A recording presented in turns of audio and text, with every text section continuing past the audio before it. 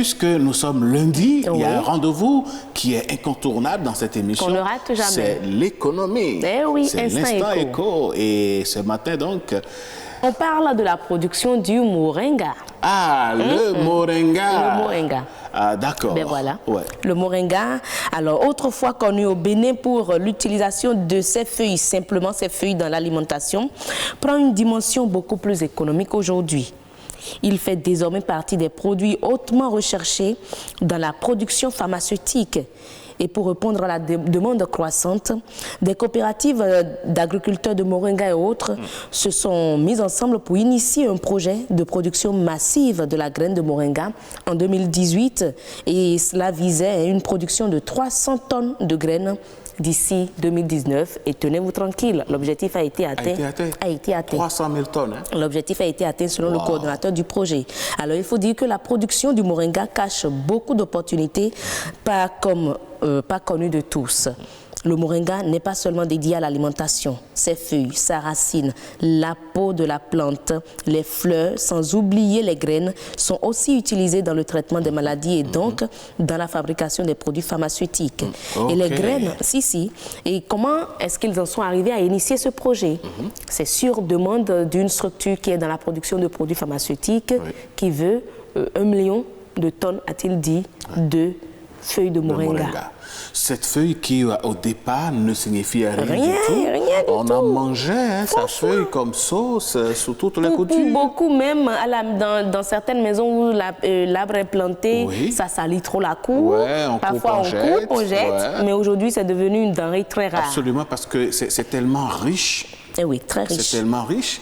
Et aujourd'hui, donc, si vous en avez, c'est que, là, vous voyez, ça, c'est une estimation. Par exemple, en 2014, il y a eu une tonne de poudre par an, mais en 2018, c'est plus que, voilà, quintuplé à la limite. Ah, ben dis donc, c'est un bon business que vous nous donnez ce matin. Je vous l'assure. Et je vais poursuivre en vous disant que les graines sont aussi utilisées dans la production d'huile alimentaire qui se rapproche à 70% de l'huile d'olive. Oh, ok, 70%. De l'huile d'olive. Ça veut dire pratiquement qu'on peut remplacer l'huile d'olive par l'huile de moringa.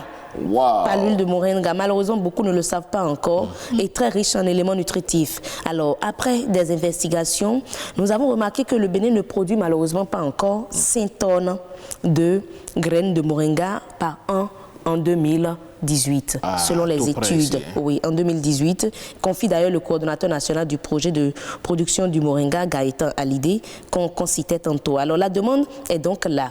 Et avec un champ témoin, il a été démontré que la production de moringa est plus facile que toutes sortes de productions.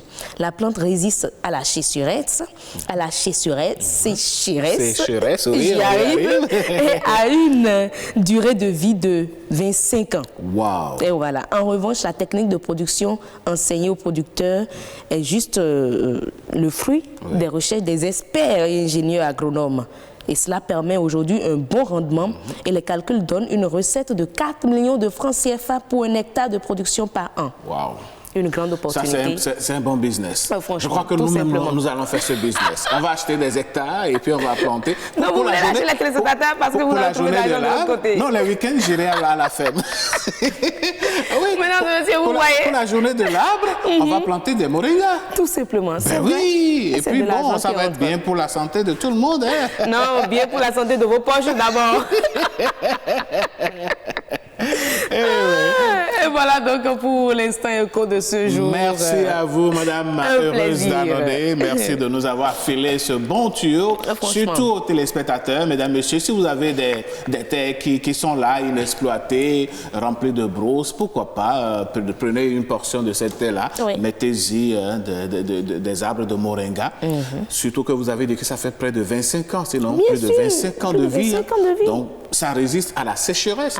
Qu'il y ait pluie ou bien qu'il y ait soleil, le moringa est tranquille dans son coin. Voilà, vous avez donc et les feuilles et les graines, tout est utilisé. Tout est utilisé.